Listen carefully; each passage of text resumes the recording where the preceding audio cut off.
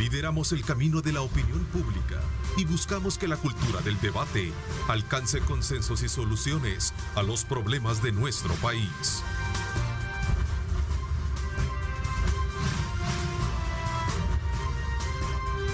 Diálogo con Ernesto López. ¿Qué tal? Muy buenos días, El Salvador, ¿cómo están? Preciosa imagen de la fachada de Casa Presidencial. Precisamente desde donde estamos llevando a cabo esta transmisión especial, tal y como lo habíamos anunciado días anteriores, para poderles llevar a ustedes una entrevista con el vicepresidente de la República, el doctor Félix Ulloa, y conocer aspectos relevantes que tienen que ver con este nuevo debate que se ha logrado introducir en nuestro país y que busca de alguna manera elevar a la discusión la necesidad de examinar puntualmente la Constitución de la República.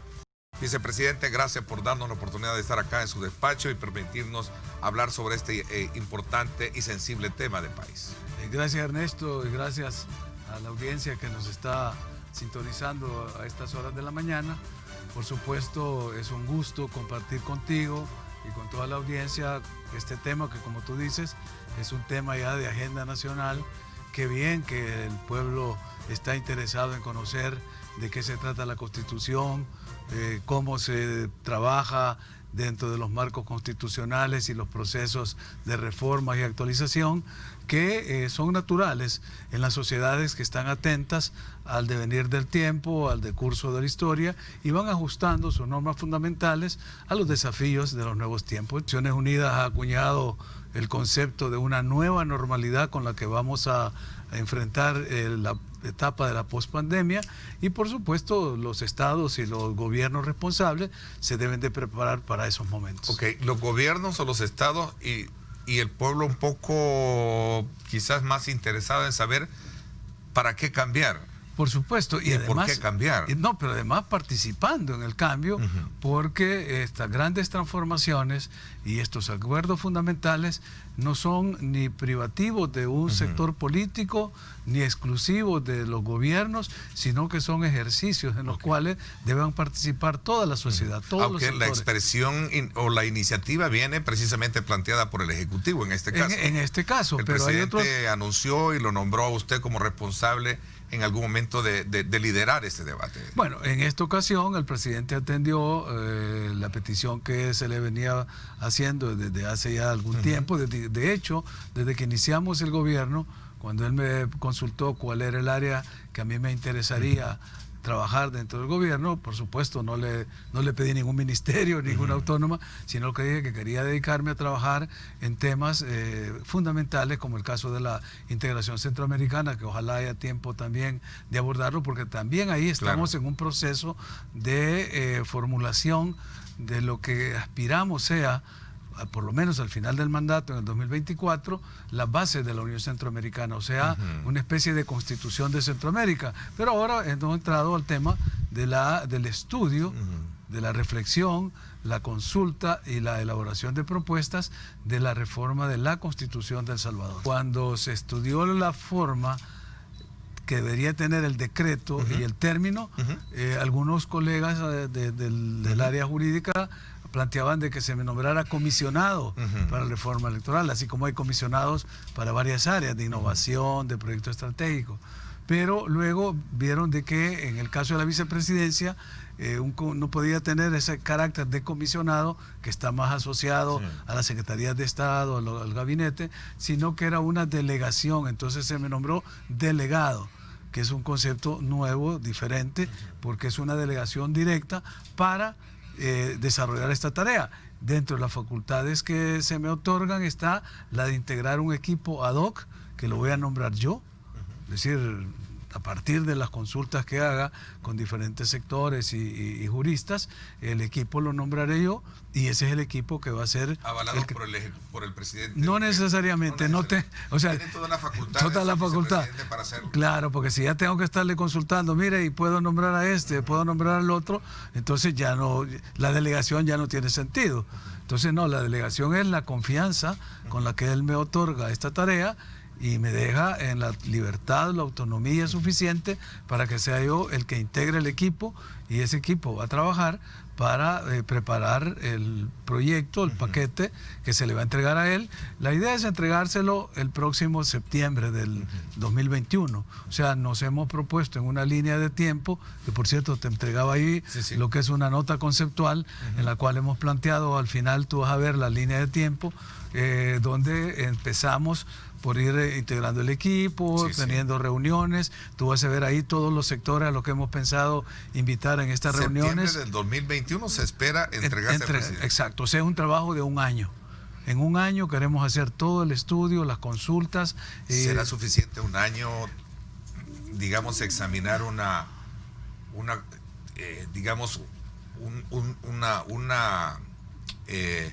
constitución que sin duda alguna tiene el ADN de este país? Sí, normalmente los periodos se adaptan a las metodologías, porque si quisiéramos ir artículo por artículo y revisando desde el preámbulo, como yo he sugerido, vamos a hacer la revisión desde el preámbulo hasta el último artículo de la Constitución, pues podríamos demorar mucho tiempo, varios años, para revisar más de 240 y tantos artículos que habría que revisar para actualizarla. No. La idea es trabajar por bloques dentro de la Constitución. Por ejemplo, un bloque estudiaría la parte dogmática, que es donde están contenidos los derechos fundamentales. Eso está planteado en el documento conceptual. Otro bloque trabaja la parte orgánica, que es donde está la institucionalidad, toda la dogmático y lo orgánico. Y luego vienen partes sensibles. Deben ser examinadas, tocadas también, modificadas, perdón. Es que ahí es donde vienen la discusión. Y las confusiones, porque nosotros no podemos modificar nada. La comisión no puede modificar nada, el presidente no puede modificar nada. El único que puede modificar es la Asamblea Legislativa. Lo que nosotros vamos a hacer es estudiar todo, examinar cuáles son aquellas áreas donde se requiera, según el informe que dé la comisión, y consulta de cada uno de los sectores que están involucrados, y sobre esa base elaborar la propuesta. Pero reformar, esta comisión no está hecha para reformar la Constitución. Ahí es donde viene la confusión de mucha gente que se ha dado a la tarea de opinar sin conocer, sin entender y sin informarse. ¿No modificar la Constitución? No, es que eso no lo puede hacer el Ejecutivo. ¿Cuál es la diferencia entre no modificarla o ajustarla? No, es el tema al que... Claro, es que esta comisión dice una comisión para estudiar la reforma constitucional. El estudio, que como te repito, va a ser consultado. Estudiar, examinar y proponerle al presidente el resultado del estudio. Pero eso es tocar el ADN de un Estado. No, porque todavía no se ha convertido en una reforma. Ni el presidente con ese documento va a poder decir, pues se van a cambiar tales y tales artículos. Vicepresidente, pero vamos a elecciones de diputados en febrero próximo. Sí, pero eso no interfiere en este proceso. No se estará con antelación preparando, allanando un documento que puede ser de acuerdo a la correlación de fuerza. Para nada. Para poder de alguna manera aprobar alguna manera esa reforma. Y es imposible. ¿Sí? Hay suficientes candados constitucionales y no se puede. Incluso hay una sentencia de 2012 de la Sala de lo Constitucional declarando inconstitucional una reforma a la Constitución que había hecho la Asamblea Legislativa de esa época, porque le dice que no se puede hacer esa reforma si no se siguen ciertos procedimientos. Incluso habla de la iniciativa, que la tienen que tener 10 diputados, habla de que debe haber una discusión y un diálogo sobre la reforma. O sea, ya hay una jurisprudencia constitucional que te dice incluso que una asamblea, si un partido no lo ha propuesto en su plataforma electoral, no puede ir a presentar una reforma a la Constitución durante ese periodo. O sea, tenemos suficiente mandato. Por eso es que extraña que abogados que se dicen constitucionalistas estén confundiendo a la población diciéndole que el presidente Bukele quiere reformarla y que quiere perpetuarse en el poder. Hay otros medios que lo han hecho con mala fe, y tengo que decirlo, en el caso de Teleprensa, que ha estado diciendo que las reuniones las voy a hacer en secreto, o a puerta cerrada, cuando jamás se ha dicho eso, ya ahí hay mala intención en la información. Pero hay otros casos que los periodistas, porque esto es una materia bastante técnica y conceptos que se pueden usar con cierta licencia periodística, de estricto derecho, tienen otra connotación. Entonces, por ejemplo, nadie ha hablado de reformar la Constitución, ni en este periodo, el que estamos por vencer, que vence el 1 de mayo o el 31 de abril a las 12 de la noche, ni el que viene no la puede reformar. ¿Por qué? Porque se necesita que hayan las dos asambleas y esta no lo va a proponer, y si en la otra no hay ningún partido que lo haya propuesto, será solamente si el presidente, recibiendo el documento en el 2021, en septiembre, presenta eso y 10 diputados le dan iniciativa de ley y se abre el proceso de discusión que plantea la Sala de lo Constitucional. No es una cortina de humo entonces todo esto que busca de alguna manera distraer de los problemas fundamentales que tenemos hoy en día como país en términos. Para nada. Es más, ni siquiera debería ser tema de una campaña electoral, porque este es un tema de nación. Esto es mucho más serio que una agenda electoral de un partido o de un candidato. Esto es un tema de nación que nos debe de preocupar, porque si nosotros nos ponemos, y esto es un llamado no solo para los juristas, los abogados, sino para toda la nación, si nosotros vemos que es El Salvador, y que es el Estado salvadoreño, vamos a entender que el Estado se compone de 3 elementos fundamentales: el territorio, la población y el sistema jurídico, político, institucional, ¿verdad? En el que rige armónicamente nuestra vida como población dentro de ese territorio. Pensemos en el territorio.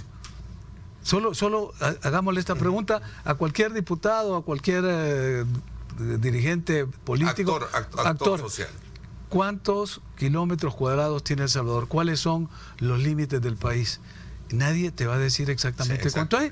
Yo podría hacer el cálculo. Quedaron 18,000. En primaria nos decían que eran 21,000 kilómetros, después que eran 20,000, después nos quitaron a 10,000. Bueno, ¿cómo vas a tener tú una casa o una propiedad y no sabes el área todo el mundo sabe cuál es el área de su casa, pero aquí no sabemos cuáles son ni siquiera los límites de nuestra población? Y cuando se toca el tema del territorio y se incorpora en un artículo el acuerdo que hubo en la solución del diferendo que tuvimos con Honduras, y se incorpora el dictamen de Bustamante Rivero para establecer esos límites, porque tenemos todavía en conflicto ese tema. Por estar distraídos en muchas cosas, no hemos visto que el territorio lo hemos ido limitando, lo hemos ido perdiendo. Hemos perdido kilómetros cuadrados cuando se hizo el trifinio, fueron un área por el Cerro del Brujo de Guatemala, y nosotros creo que nos dieron el Montecristo. Luego el sistema insular. Hemos visto que Honduras ha hecho actos de soberanía en la isla Conejo. Podemos perder límites territoriales en los bolsones. Bueno, el territorio.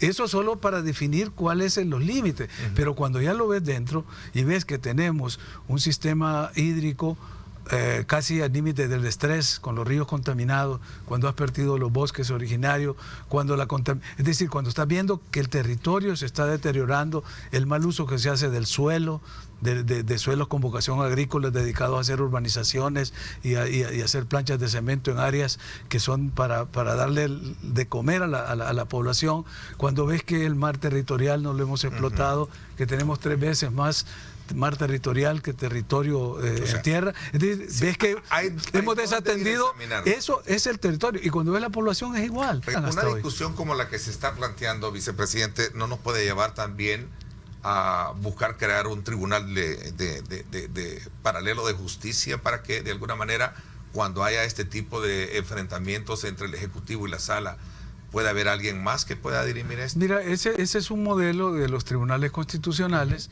que sí se discutió en 1983 en la Constitución del 83, cuando se creó la Sala de lo Constitucional, porque antes del 83 no existía Sala de lo Constitucional. Las atribuciones que hoy tiene la Sala antes le pertenecían a la Corte Suprema de Justicia. Un amparo tú lo pedías a la Corte Suprema, un inconstitucional a la Corte Suprema, el habeas corpus se pedía a la Corte Suprema. En el 83 se estableció la Sala, y los constituyentes de la época razonan por qué y dicen que a diferencia de otros países, de otros modelos, que hay tribunales constitucionales separados de las Cortes Supremas, que es el caso de Guatemala, y no más, en El Salvador dice, no queremos llegar a esa separación, pero tampoco la sala, ¿verdad?, a pesar de que forma parte de la Corte Suprema de Justicia, se convierte en un tribunal de alzada, porque las Cortes Supremas lo que son esos tribunales de casación, o sea, es la última instancia donde tú llevas un juicio civil, un juicio mercantil, los juicios penales. ¿No conviene en el país tener entonces un tribunal constitucional para evitar de alguna manera? Yo me pronuncié sobre eso, porque acuérdate que este debate de la reforma constitucional yo lo vengo planteando desde 1992, en el 95, sí. Luego tuvimos un Congreso Ciudadano y planteé, yo soy de la opinión de que debería de haber un tribunal constitucional separado de la Corte Suprema de Justicia. Pero en este caso no es imponerlo sobre la comisión presidencial que va a estudiar esto. No. ¿Es la comisión de la cual va a salir? Claro, es que eso lo explicaba el doctor Fabio Castillo, de cómo se van a hacer estos debates.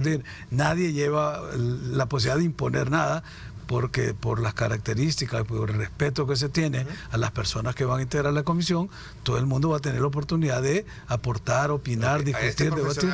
¿Quién lo ha invitado a formar parte de esta comisión y coordinarlo? Al doctor Castillo, sí. Yo lo he invitado. Okay.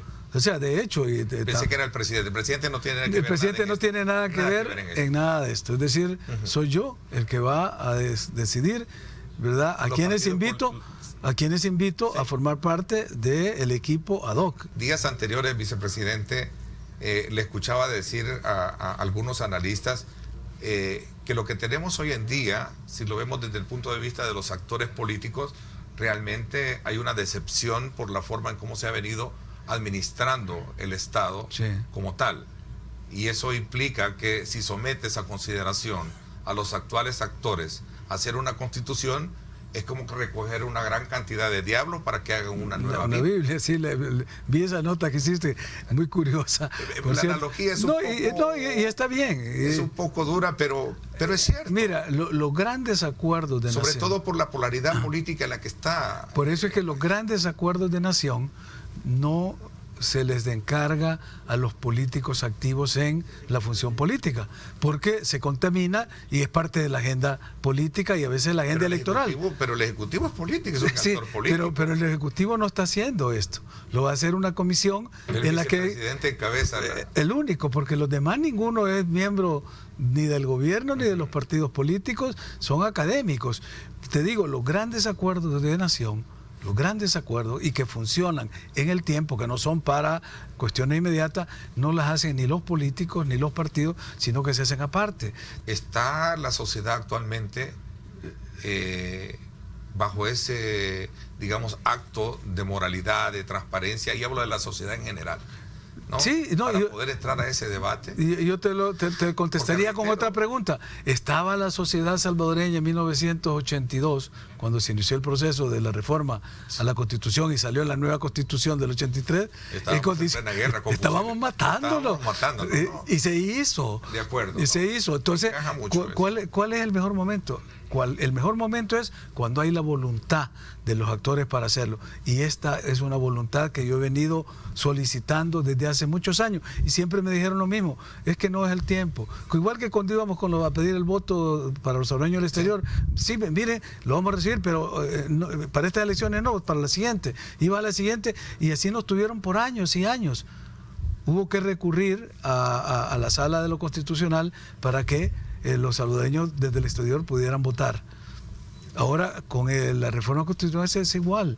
Yo le he venido planteando por años. Estudiar para hacer ajustes de beneficio general. Estudiar, reflexionar, debatir, dialogar y consensuar para preparar un documento que refleje el país que nosotros queremos. Es decir, quienes están temerosos de eso es porque o ya lo hicieron en el pasado, porque muchas de las voces que se han levantado ahorita a criticar este proyecto, ¿sí?, es gente que venía vinculada de un pasado en el cual sí había una dictadura. Que lo que busca el presidente Nayib Bukele es lograr tener un control de todo el aparato estatal basada en una reforma constitucional que le permita incluso la reelección a él. Imagínate. Esto cuando regresemos, ¿te parece? Es que da risa. Y muchos piensan es precisamente por todos estos antecedentes que han habido de enfrentamiento entre poderes, que lo que busca el Ejecutivo y el presidente Nayib Bukele en particular es llevar precisamente a una concentración de poder y tener el control, el poder total del Estado en el país. Sí, sí, no, lo he escuchado y te digo con mucha sorpresa y con mucha pena de personas que se supone son personas serias y que se atreven a hacer estas afirmaciones. Primero, sin consultarme, sin hablar conmigo, que les puedo explicar de lo que se trata. Segundo, que habiendo sido invitadas a participar en este proceso, no lo aceptan y entonces se queda la crítica acerba desde fuera, orientada. Mira, yo veo como tres opiniones en este momento sobre el tema. Los que saben de lo que estamos hablando, porque me conocen mi experiencia, mi trayectoria, hemos participado juntos en muchas batallas de carácter constitucional. Además, recuerdo una vez que sacaron una página entera apoyándome en mis demandas de inconstitucionalidad. Entonces saben quién soy y saben que yo nunca voy a estar del lado ni del autoritarismo, ni de la autocracia, ni mucho menos de formular una dictadura. Si mi formación viene de las luchas contra las dictaduras. Claro. Dictadura de verdad, es decir, claro, militares que te mataban. Mi padre fue un hombre... Mi padre fue víctima y es un mártir de esa época. Entonces, saben que no es cierto. Pero lo dicen, y ahí es donde me sorprende, ¿por qué? No sé, porque no lo dicen por ignorancia. Sentándonos, analizándolos, vamos a descubrir que no es lo que se busca. Exactamente. Concentración de poder no hay. No hay concentración de poder. El querer perpetuarse en el poder mucho menos.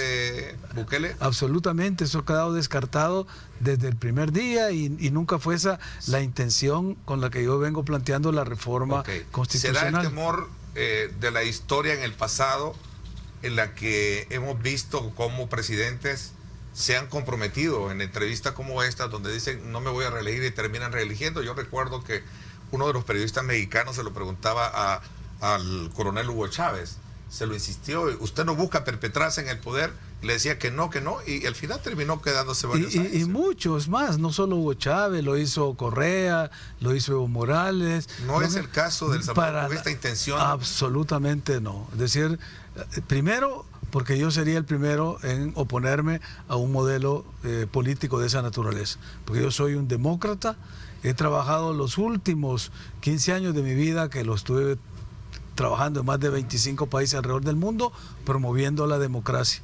Entonces no voy a venir ahora a esta edad, casi ya en el ocaso de mi vida, a venir a traicionar mis principios para apoyar un régimen autocrático o dictatorial. No se trata de eso. Vamos sobre la línea de encontrar o elaborar un documento de reflexión, de propuesta, ¿cierto? Teniendo el país como fondo, viéndolo en su territorio. Ya vamos a hablar. Porque mira, Ernesto, sí, el constitucionalismo del siglo XXI, o sea, en el siglo que estamos ahora, todas las corrientes del constitucionalismo están apuntando a que no se puede hacer ningún cambio fundamental en los estados si no consideras el medio ambiente como eje central. Porque ya estamos al borde de catástrofe. Sí, claro. Mirá los incendios en Estados Unidos, el de hielo de los cacos polares. De la sociedad también, el encarecimiento, hay muchas cosas que concentración de poder, que ya vamos a hablar el tema de la propiedad privada. De acuerdo, vamos a ver todo porque eso. Cuando se habla de este tema del siglo XXI, me trae recuerdo muchísimo de nuevo al tema de Chávez. Y más aún, creo que usted no me deja mentir, vicepresidente, pero cuando se estudia un poco la historia de las reformas a las que han entrado las constituciones, casi los gobiernos de corte izquierdista son los que siempre han hablblado de reformar constituciones. No necesariamente. Y sobre todo cuando hablan de crear un Estado social de derecho. No, es que esa es otra cosa. No, pero esa es otra. A algunos sectores. Esa es otra cosa y lo vamos a hablar, si querés, porque nosotros, en el esquema que tenemos un Estado social de derecho que fue configurado en la Constitución de 1950. Esa es la Constitución pero que matriz. No funciona. no funciona porque se le han quitado atribuciones al Estado. Incluso al Banco Central de Reserva se le quita la atribución de emitir la moneda nacional, cuando eso constitucionalmente no se puede. Pero aquí el Banco Central de Reserva, los colones los tiene ahí guardados y no circula el colón. Solo para ponerte un ejemplo. ¿Qué beneficios puede traerme a mí una reforma de esta naturaleza? Eso es lo que tenemos que explicar, que teniendo un marco constitucional en el cual los intereses de las grandes mayorías de la población sean los que orienten todo el andamiaje jurídico institucional, la población y los sectores excluidos, vulnerables, se van a favorecer, porque aquí de lo que estamos hablando es de una ingeniería constitucional que luego da paso a una arquitectura legislativa, que es todo el entramado que se genera desde la Constitución. Por ejemplo, en el 83, cuando se aprobó la Constitución en diciembre, creo que fue el de diciembre del 83, hay un artículo transitorio que decía que se dan 10 años para que el Estado armonice toda la legislación secundaria con la nueva Constitución. Y ahí es donde se creó una comisión que se llamaba la Corelesal, esto sobre todo por los abogados nuevos, sobre todo los que opinan y no conocen nuestra historia. Es decir, después de que se aprobó la Constitución del 83, se dio en ese artículo la necesidad de actualizar toda la legislación que era regulada con la Constitución del 62. Entonces, al haber todas estas innovaciones, los nuevos cambios, por ejemplo, a crear la Sala de lo Constitucional, implicaba hacer una ley de procedimientos constitucionales que no existía. Entonces, se creó esta comisión, la Corelesal, que era comisión revisora de la legislación salvadoreña, y en 10 años teníamos que armonizar todo. Eso es lo que se llama la arquitectura normativa. Uno se pregunta por qué a 200 años de la independencia de la patria, esto en el marco de la conmemoración del 15 de septiembre, la gente aún no tiene nada. Todos tenemos derecho a la tenencia de la tierra. Lo único que ha cambiado son las chozas de zacate por las láminas. No sé si ahí estaba también esa imagen que precisamente de la cual sacaba. También Erika Saldaña decía en una de sus columnas, es una abogada, decía: la Constitución de 1983 es un texto bastante completo y que contiene candados para la preservación de un sistema republicano. Claro, cierto. Sí, totalmente de acuerdo. Ahí está lo que te digo, hay suficientes candados. Okay. Y lo que muchos de los abogados que se oponen a este proyecto llaman las cláusulas pétreas que no se pueden tocar, que son las que definen el régimen político. Por ejemplo, el artículo 85 que dice que somos un Estado democrático, republicano y representativo. O sea que si somos republicanos no podemos elegir a un rey, ¿verdad? O sea, no puede haber una monarquía. Claro. Pues eso sería romper el sistema. Porque lo que no dicen muchos de estos abogados es que han habido reformas durante este periodo, no del 83, del 91, 92 y posteriormente, pero son reformas puntuales que lo que te hacen es, te van rompiendo la armonía que tiene el ¿Pero por marco qué no salió del estamento político de los partidos esta reforma ahí? Porque porque están cómodos con el statu quo. Están cómodos y un statu quo que ya hay que cambiarlo. Okay. Entonces, y hay otro dato que es importante que lo conozcan los oyentes. ¿Cuántas demandas de inconstitucionalidad se han presentado? Solo en la sala anterior, solo en el tema político electoral. Hubieron más de 25 resoluciones, solo, o sea, que si la Constitución estuviera buena, como dicen muchos, no tendríamos por qué haber acudido a la sala para cambiarla. Y es más, y esto hay que decirlo, y hay que decírselo a gente como Rodolfo González, por ejemplo, que es uno de los gurús constitucionales que tenemos, porque él era magistrado cuando se reformó por la vía de la interpretación de la jurisdicción constitucional el artículo 85, o sea, una cláusula pétrea que decimos son intocables, una interpretación de la sala cambió el sentido del artículo 85 y por eso es que tenemos candidatos no partidarios, por esa interpretación. Entonces, ¿qué es? Y aquí les pregunto a los juristas, ya no a los legos, a los juristas, ¿qué es mejor? Ir modificando la Constitución a golpe de sala, a golpe de sentencias, tener que estar yendo a que para cada caso la sala esté interpretando, o hacerlo de una manera clara, transparente, acorde a los nuevos tiempos, mediante un proceso de reforma integral. Esas son las preguntas válidas en este momento. Es decir, ¿Cuál es el camino que tenemos? ¿Vamos a seguir usando la sala para ir mejorando algunos derechos fundamentales? Eso que te decía el padre Ayala, de que todavía tenemos, en vez de chozas, con lámina. Es decir, la Constitución te garantiza y dice que el Estado te debe garantizar la vivienda. O sea, los derechos fundamentales, que es un debate que se dio el siglo pasado. O la propiedad como un bien social. ¿Quién define lo social para acá? Es un tema muy delicado. Más que eso, porque eso fue, ahí es donde viene la conformación del Estado social de derecho que tuvimos en 1950, porque ahí fue donde se reconoció la propiedad privada en función social, porque antes de esa época la propiedad privada era la reina de todo, y existían aquellas grandes propiedades y todo. Es decir, cuando se le dio carácter social, bajo esa bandera de querer cambiar eso. Cuando se dio el carácter social, ¿sí? Hubo que esperar más de 30 años, porque fue hasta el 81, cuando se dio la reforma agraria, que limitó la tenencia de la tierra y le dijo, no señores, usted no puede tener 4.000 manzanas, porque eso no es lo que la Constitución dice, y le limitó a un cierto número, creo que son 243 hectáreas las que se ha limitado como máximo de tenencia de la tierra. Eso es darle el sentido social, pero ahora ya evolucionó ese concepto, Ernesto, y eso sí quiero que lo entiendan, que la propiedad privada, además que debe estar en función social, como dice la Constitución, por el constitucionalismo moderno, por las urgencias planetarias que tenemos, debe considerar el medio ambiente. Entonces debe decir que la Constitución debe estar en función social y del medio ambiente, y en armonía con el medio ambiente. Esos son los conceptos que hay que discutir, y eso es lo central. Y ahí nos vamos a centrar, no en el tema de que si la reelección, que si el presidente, que si es autor. Me queda claro. Eso es distracción. No hay reelección, no se busca la reelección. Y los que sigan diciendo no hay concentración de poder. Y los que sigan martillando en eso, están creando la cortina de humo. Están distrayendo porque no quieren entrar al verdadero problema de fondo, que es qué país queremos, cómo lo vamos a diseñar, cuál es nuestra población, cómo la vamos a atender, esos derechos a la salud, a la vivienda, a la educación digna, al trabajo. Es decir, son derechos que están en la Constitución. Aquí hubo una asamblea legislativa que eligió a 1/3 de magistrados de la Corte Suprema. Y esa misma asamblea volvió a elegir al otro tercio. Eso es inconstitucional, pero no estaba regulado en la Constitución. Entonces, al no estar regulado, la Asamblea dijo, no, yo puedo elegir a 1/3 y al otro tercio. Esas cosas tenemos que dejarlas claras. Es una buena sala la que tenemos. Está separada. O sea, el diseño es bueno.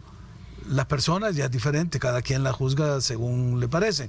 Pero el hecho de que la sala no entre en esa rotación que entran las otras salas, o sea, son inamovibles, una vez nombrados por la Asamblea Legislativa, no los pueden cambiar durante los 9 años, excepto la asamblea que los nombró por causa justificada.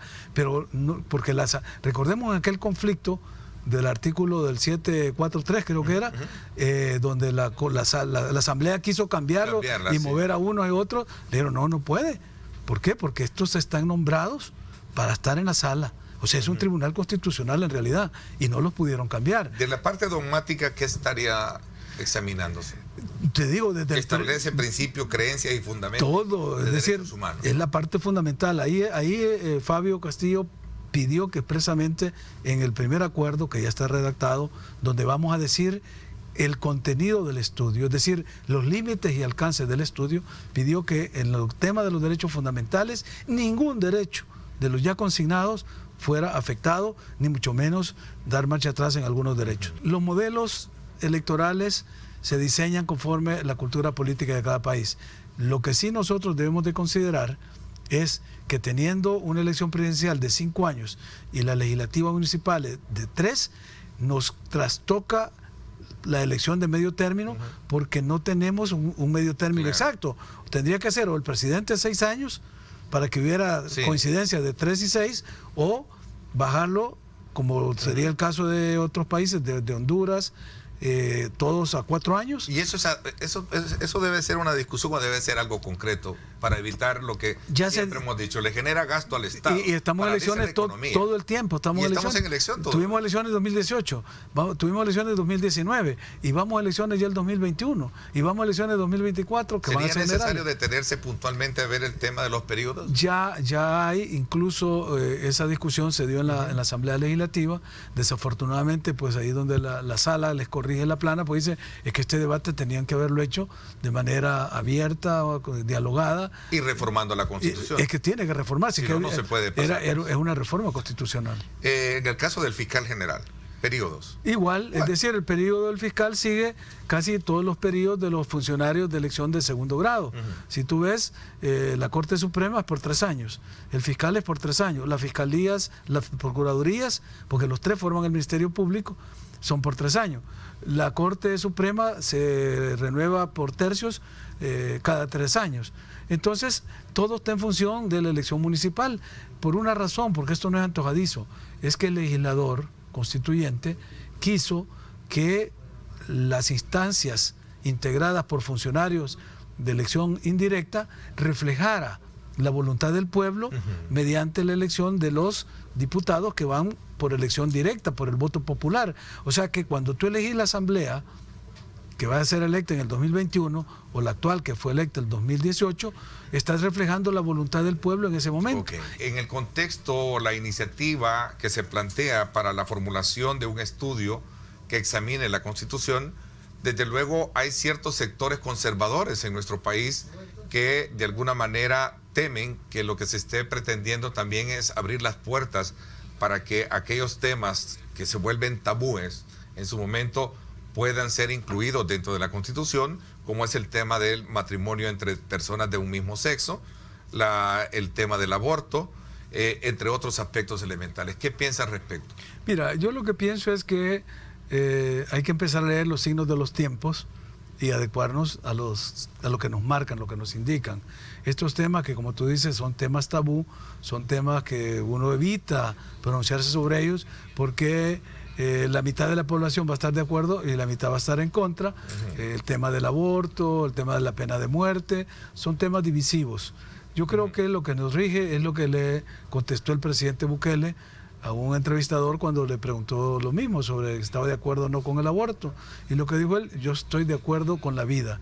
Y yo igual, yo creo que lo que nos debe de regir es cómo garantizamos la vida y el bienestar de las personas que habitan en nuestro territorio. Eso es lo importante. Garantizarlo tiene que ser de acuerdo a lo que nos marcan los tiempos. Si fuese un país totalmente conservador, como ha sido hasta ahora, el aborto está prohibido en todas sus formas. Hay muchas demandas nacionales e internacionales que ponen a El Salvador como más prioritario. Se han señalado casos de mujeres que están prisioneras por haber tenido un problema al momento del parto y que han sido acusadas de homicidio, están condenadas. Hay casos en los cuales los abortos se realizan en Estados Unidos, es decir, la gente que puede mandar a sus hijas a abortar afuera del país lo hace, pero condenan el aborto acá. Entonces yo creo que esa doble moral debe de irse superando y dejar de que la sociedad evolucione. Yo te digo, yo soy por la vida del no nato y la vida de la madre. Es decir, eso es lo que tenemos que garantizar. Ya los mecanismos, para eso vienen las leyes, la ley secundaria. Lo mismo está en el caso de la pena de muerte. Es un tema que ya tenemos una especie de pronunciamiento en la parte de los derechos fundamentales, la parte dogmática, porque la pena de muerte, aunque ha sido abolida en términos generales, pero todavía se reconoce en casos especiales en el país. Bueno, ese es un tema a discutir. Hay otro tema fundamental que yo creo que vale la pena en este momento retomarlo, y es el de la libertad de expresión. Y la libertad de expresión es una garantía, es una conquista democrática que en este gobierno hemos tratado de que se mantenga, y la prueba está porque aquí estamos discutiendo sin agenda, sin limitarte a que preguntes aún las preguntas más incómodas. Es decir, ¿por qué? Porque de lo que se trata es de examinar el pensamiento. ¿No pretende el gobierno del presidente Bukele coartar, tener control también de la libertad de expresión al trazar un estudio, un análisis de la Constitución? Al contrario, yo creo que lo que debe hacer es fortalecerse y potenciar la libertad de expresión. ¿Hay un compromiso de esto? Es que es compromiso de vida, es que no podríamos estar sosteniendo ninguna limitación. Sí, y lo reconozco porque no hay ninguna agenda acá. Para nada, al contrario, hay que fortalecerla. Lo único que hemos pedido, porque esto ya son declaraciones mías, es que el periodismo también sea responsable. En el caso de la prensa... ¿Por qué se quejan algunos medios electrónicos y periodistas de acoso? Sí, he escuchado, y es más, acusan al gobierno de acosarlos. Es más, recientemente hubo una carta de unos congresistas señalando ese tema. Yo lo que he dicho es que si hay evidencias, si hay pruebas de ese acoso, de ese ataque, de esos robos incluso que se han denunciado, de unas laptops de unas periodistas, pues eso no solo es condenable, hay que perseguirlo, es una actitud delictiva y hay que usar los mecanismos institucionales para combatir eso. Yo lo que pido es que haya también de parte del ejercicio periodístico y de la prensa y de los medios una responsabilidad al momento de hacer, porque te ponía el caso de Teleprensa, que ha tergiversado, manipulado, descontextualizado mis declaraciones. Por suerte están grabadas y se puede ver que las han sacado de contexto, y otros medios escritos las reproducen tomando como fuente lo que dice Teleprensa, y así se va generando toda una campaña que también en el gobierno se siente, y en el caso del presidente más, porque el presidente no solo ha sido un blanco, un objetivo de los ataques, sino que se le ha llegado incluso hasta la intimidad a atacar de forma, digamos, impresentable, ¿no? En una situación de democracia como la que estamos, no es incómodo se vale señalar las cosas malas. Totalmente, es más, yo en todos los sentidos. Recientes noticias que lo vinculan con un ex miembro del FMLN al presidente. Claro, tú dices el caso de Douglas Farah, ¿no? Sí. De una investigación de Douglas. Claro, no. Bueno, yo conozco a Douglas Farah desde la época de la guerra, me lo encontré allá en África, coincidimos allá en Costa de Marfil. Es un hombre serio, para mí, Douglas. Es más, aquí lo trataron de minimizar cuando empezó a reportar que habían campamentos de maras en algunos lugares. Hay un periodista de origen alemán que escribe en algún medio acá, que se encargó de andar diciendo que era mentira lo que decía Douglas Farah, desvirtuándolo. Yo conozco y sé la seriedad de Douglas, pero en este caso me parece que es como un oxímoron. Él está planteando un oxímoron porque está vinculando al presidente Bukele en una agenda pro-chavista, cuando también por otro lado se está anunciando que los asesores principales del presidente, los venezolanos, son justamente antichavistas, y el presidente reconoce a Guaidó como presidente de Venezuela. Entonces el gobierno del presidente Nayib Bukele garantiza la libertad de expresión. 100%, y si hay alguna queja, hay alguna denuncia y un caso en particular, yo sería el primero en condenar cualquier ataque a la prensa, porque no se vale. Es decir, la crítica es bienvenida cuando es una crítica responsable, cuando es una crítica fundamentada y mejor apreciada cuando es una crítica propositiva. Pero hemos tenido críticas de desinformación, descontextualización y mentiras desde muchos medios. Y de legitimar, he escuchado algunas voces de algunos juristas del rol de llevar a cabo este debate, esta iniciativa, por considerar que podía estarse siendo un fraude de ley, ¿no? Exacto. O sea, no los partidos políticos y no un vicepresidente. Imagínate, es decir, ya voy a ser yo, que había pasado tranquilo todo el primer año haciendo mi trabajo de bajo perfil, ya vamos a aparecer siendo objeto de ataques de esta gente, y también, y esto se lo pido a los miembros del equipo ad hoc, que se preparen, porque van a venir ataques para descalificarlos, para atacar su profesionalismo, su integridad profesional, etcétera. Pero, como dice un amigo, al que no le gusta el calor, que se salga de la cocina. Estamos aquí en la cocina y vamos a aguantar el calor porque es una tarea histórica y vamos a continuar adelante. El presidente dice de que manifestó que está amenazado por fuerzas internas y no externas, hoy en el contexto de esta efeméride de 199 años. Sí. Es más, me sorprendió ver que en un discurso de un 15 de septiembre, un presidente empezara poniendo en duda, ¿verdad?, una fecha emblemática como la independencia. Claro, si lo descontextualizamos, se puede pensar que es un sacrilegio, pero si lo ponemos en el contexto que él dice es que es un proceso inacabado, que estamos trabajando por una verdadera independencia. Ok, el tiempo se me fue, me hubiese gustado haber tenido más para seguir tratando estos elementos claves de esta discusión, que sin duda alguna va a dar para más. ¿Cuándo comienzan a constituirse y a llamarse estos grupos para formar ya las comisiones de trabajo?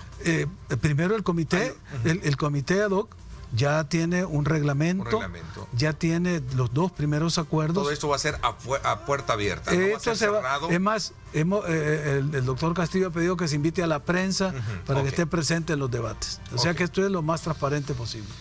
Vicepresidente, de verdad le agradezco a nombre de todo nuestro público que nos ha estado sintonizando. Ha sido una gran cantidad de salvadoreños y no salvadoreños que han estado pendientes de esta entrevista, porque nos ha permitido abierta, extendida y profundamente y sin restricciones poder tocar los temas que teníamos que abordar, ¿verdad?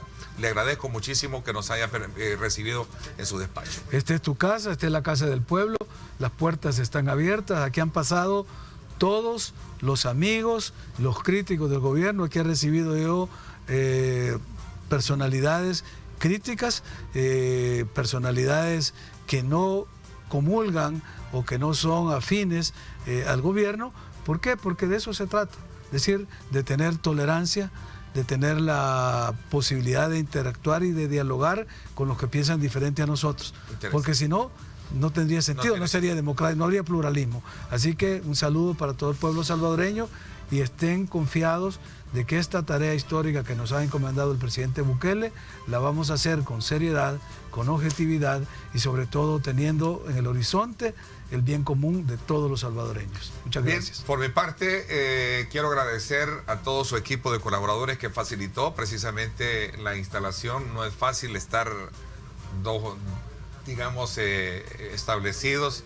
Ahí pueden ustedes apreciar cómo estamos desde luego instalados. Pero lo importante es que nuestro público reciba, como siempre, buena transmisión, buenos contenidos, buenos análisis. Agradezco a nuestro productor general, Carlos Saza, sin menospreciar también al resto de su equipo de colaboradores, que son quienes se empeñan precisamente porque estas transmisiones así sean. Así es que con esta preciosa imagen de la fachada de Casa Presidencial, me despido, como siempre, agradeciéndoles su fina atención y recuerden lo más importante, amar a Dios sobre todas las cosas.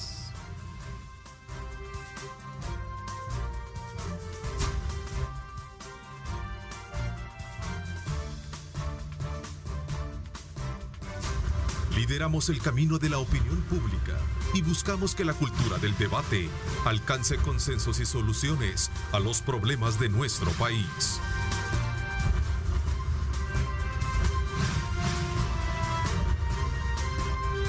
Diálogo con Ernesto López.